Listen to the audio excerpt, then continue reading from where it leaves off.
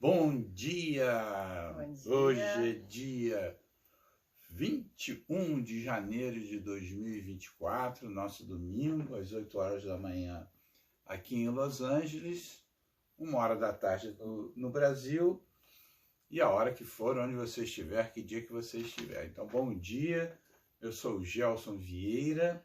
Eu sou a Carmen Matos, é sempre uma honra estar aqui, né, com vocês, com você,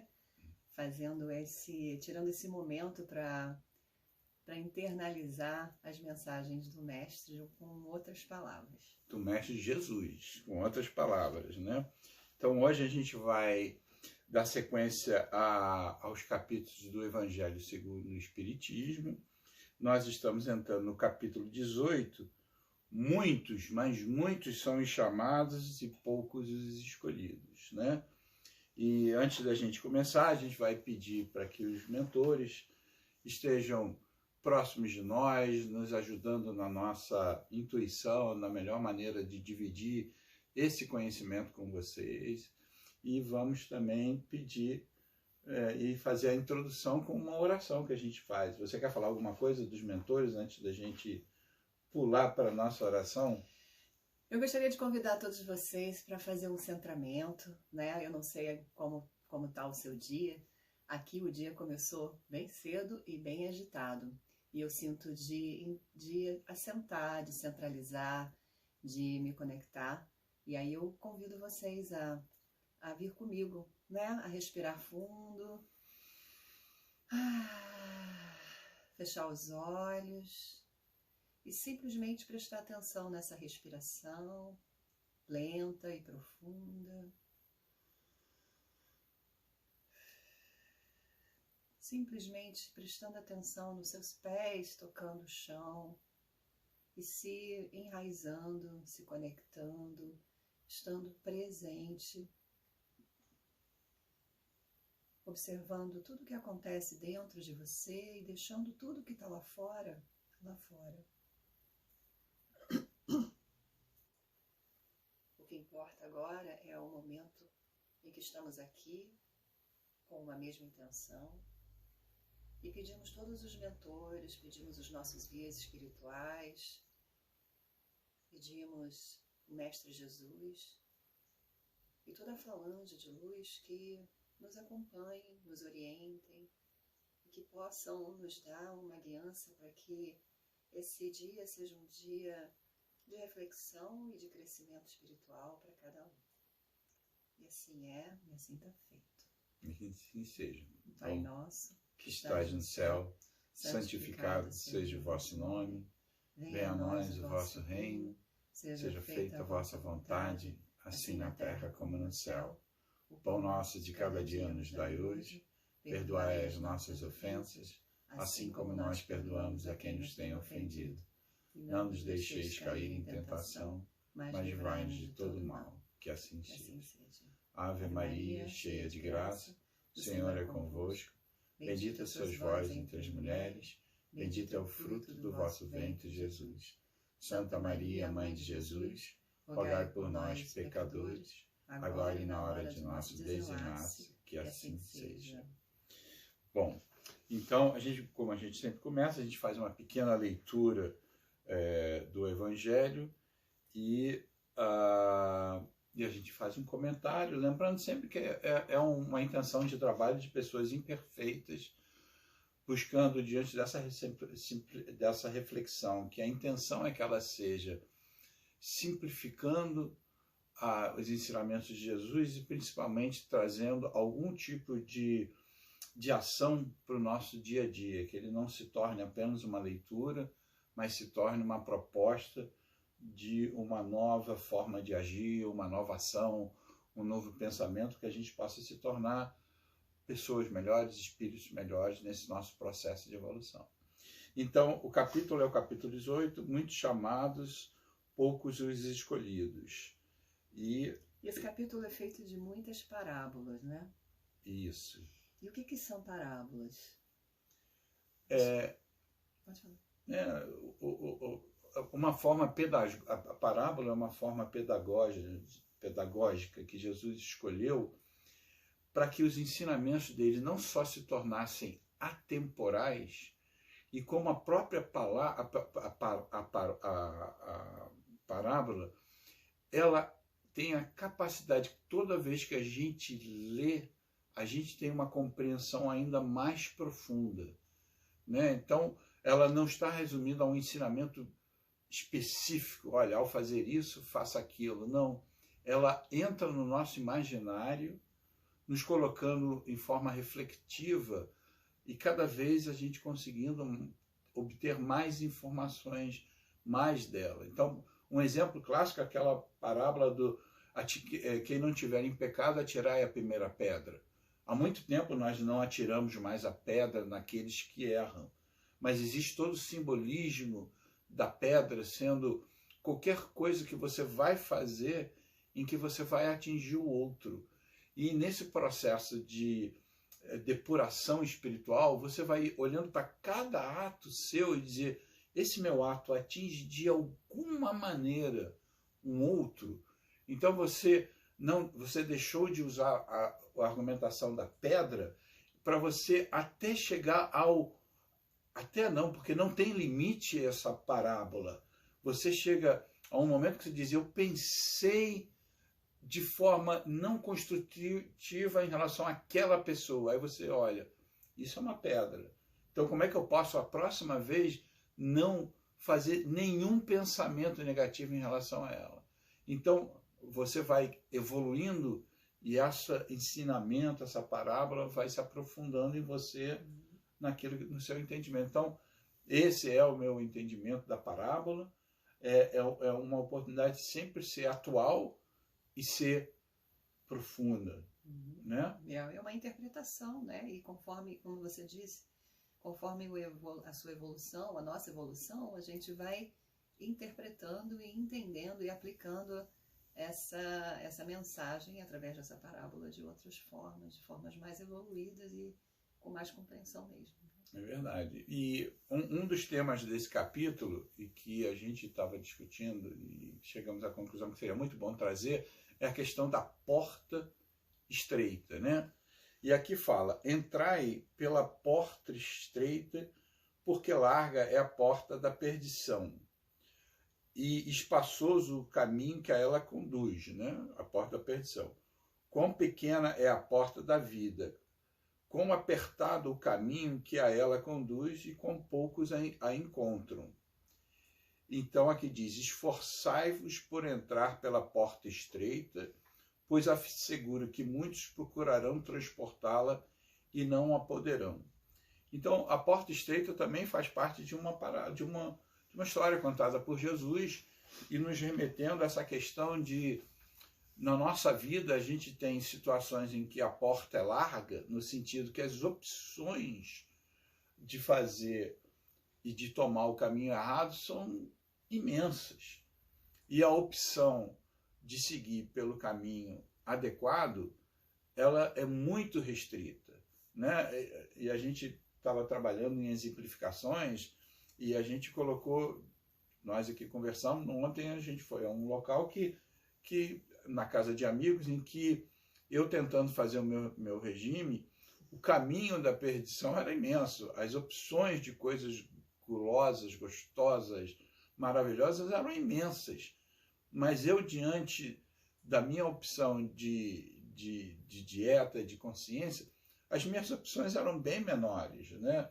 Era a opção de comer com limitação, escolha no que eu ia me alimentar, e confesso que ontem eu não correspondi.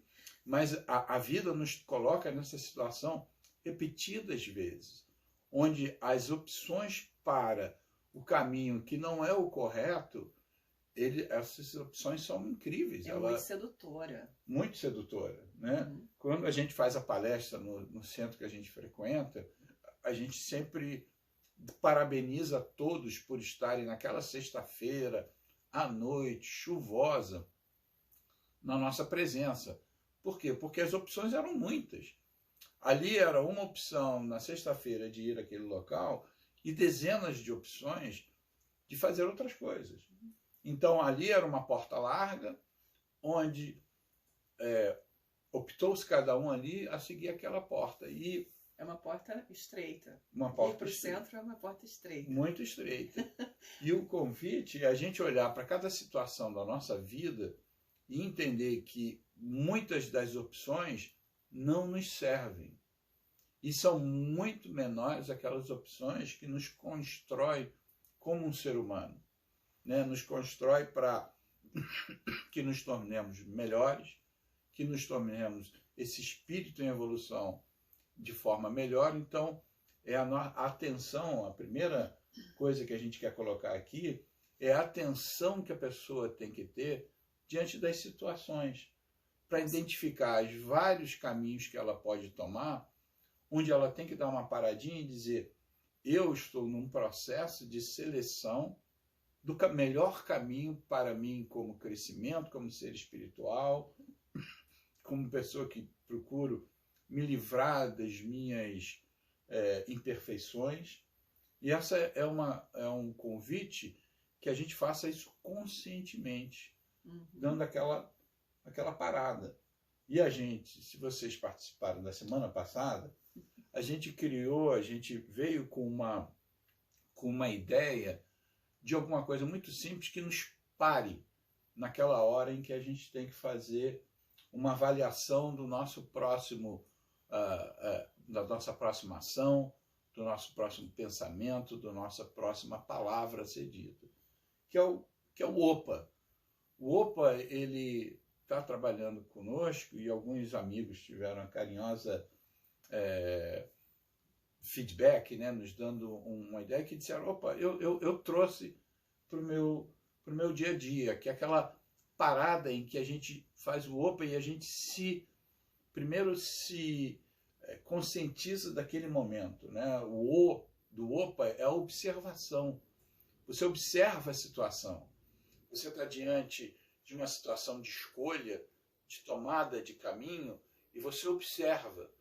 Primeiro observa o que está se apresentando, para que você diga: não, eu vou comer esta coisa, ela é calórica, ela tem uma digestão difícil, ela apresenta isso. Eu estou diante de uma situação em que está trabalhando a minha paciência, eu observo, eu digo: eu estou entrando, eu reconheço que eu estou entrando num momento de impaciência. Eu tenho que escolher em que porta que eu vou entrar. Então alguém que trabalha comigo, um vizinho, um parente difícil, ou até aqueles parentes não tão menos difíceis, mas que às vezes nos trabalha a nossa paciência, a gente diz: opa, é na paciência que está trabalhando.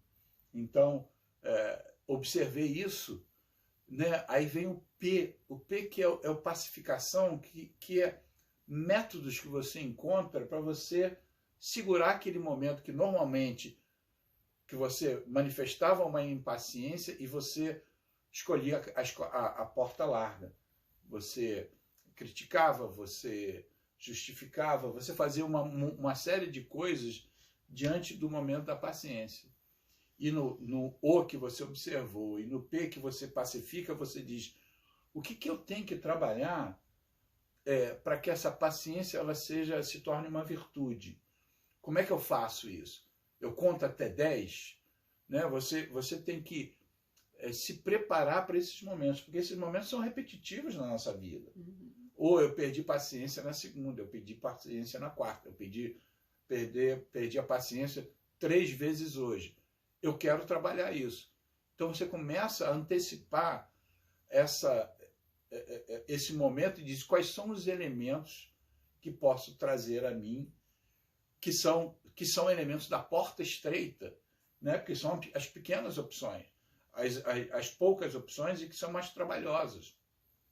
Elas requerem que a gente tenha uma consciência de dizer: eu vou escolher uma coisa que ela é menos acessível, porque normalmente eu vou pela minha tendência, eu vou pelo meu histórico. Perder a paciência é violência ou é a palavra ríspida. Então, quando eu digo eu vou trabalhar a porta estreita, no caso da paciência, você diz: poxa, eu vou ficar em silêncio. Se eu manifestei em mim o princípio da paciência, eu vou dizer: porta estreita qual é? É o meu silenciar, se esse for um trabalho que você queira fazer.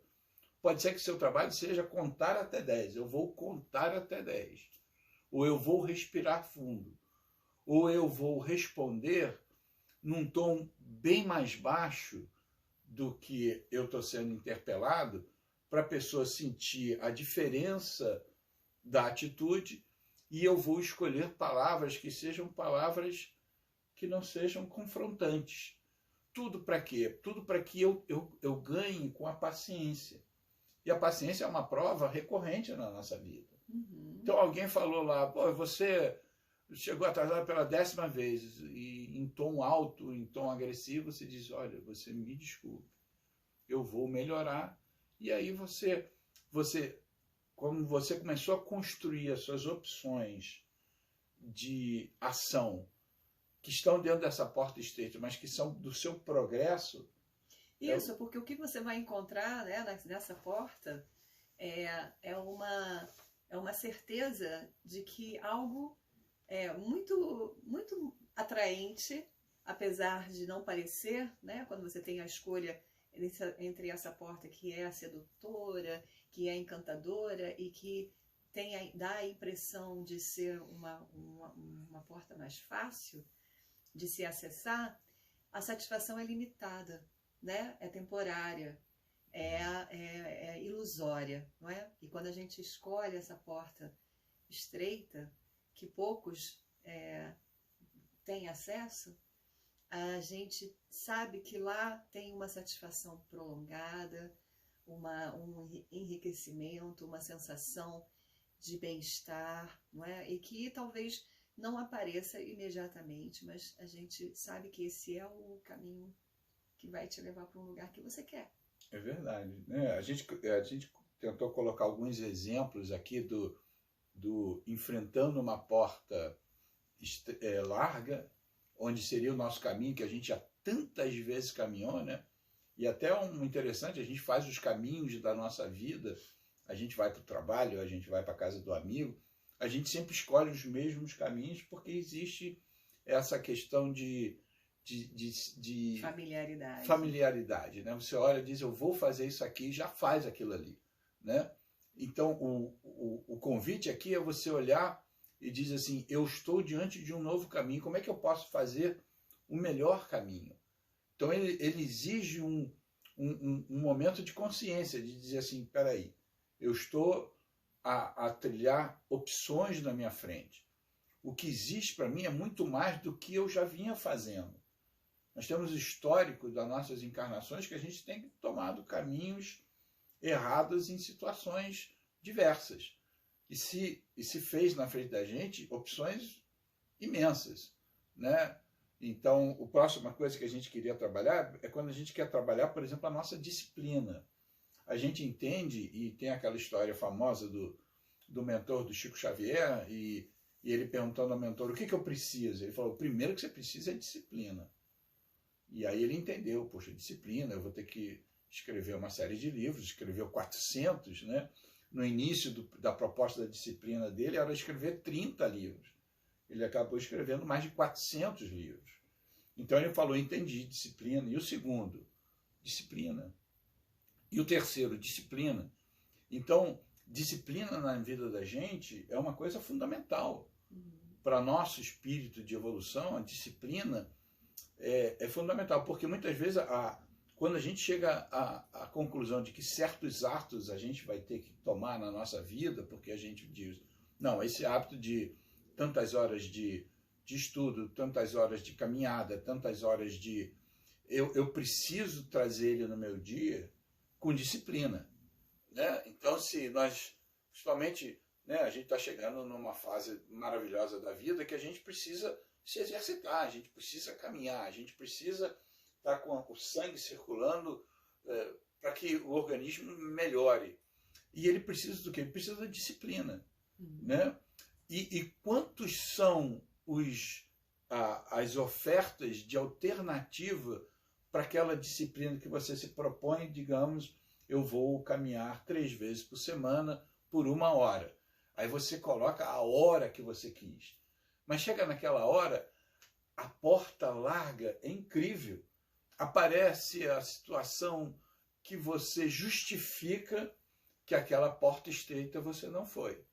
Então, assim, a gente tem que ter consciência de que quando a gente está diante de uma situação, se põe na frente da gente essas diferentes portas, e sedutoras são essas mais largas, que diz, olha, fica na cama, não vai correr agora, olha, continua, faça isso aqui, nós vamos estar ali optando por coisas mais simples, mas o trabalho o que é? O trabalho é a disciplina. Então vamos olhar e dizer assim, eu antes já meditei, já pensei, e diante dessa situação, a minha porta estreita é botar o meu tênis, botar a minha roupa e sair para fora. Essa é a minha situação. E qual é a relação que você tem com essa disciplina? Porque muita gente usa a disciplina, traduz ela como sendo uma coisa de rotina, uma coisa rotineira. E a rotina, ela traz uma conotação de, poxa, todo dia a mesma coisa. E aí, de novo, aí está a oportunidade de você olhar de que porta você vai escolher dentro dessa disciplina. Não é? Você vai olhar ela como sendo uma rotina de todo dia, a mesma coisa?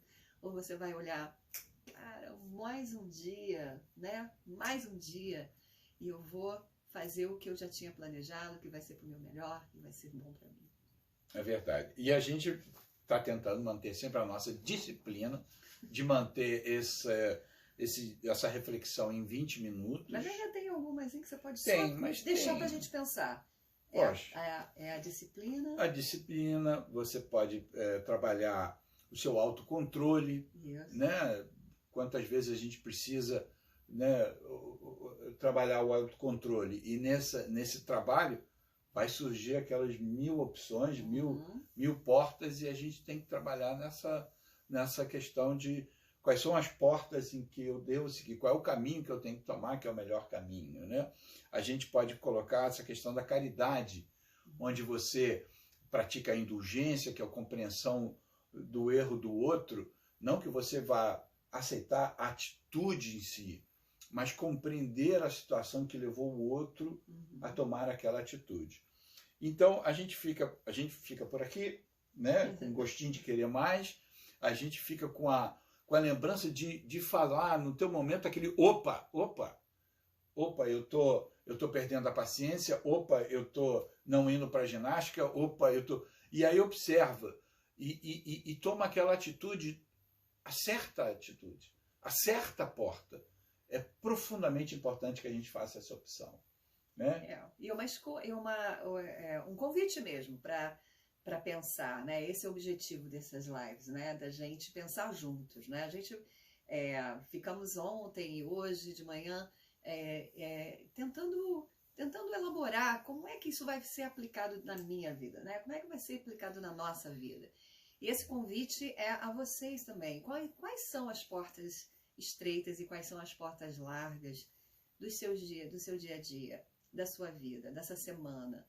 E por que você não deixa aí no comentário quais são essas portas? Para a gente saber, para a gente discutir, para a gente interagir, porque é tão bom, né? A gente sentir que outras pessoas também estão pensando, também estão elaborando e escolhendo portas melhores para entrar. Então é isso aí, minha gente. Então a gente vai terminar tomando aquela nossa água maravilhosa, que a gente sempre recomenda que vocês coloquem no começo para ter a fluidez. E agradecendo, um ótimo domingo. Namastê. Namastê. E agradecendo até os mestres, agradecendo a presença de todos os anjos e arcanjos e guias espirituais e todos os nossos irmãos desencarnados que vieram conduzidos pela luz até aqui para aprenderem também, para poderem ouvir essas palavras calorosas. Tá? Gratidão, namastê, tenha um excelente domingo e uma excelente semana.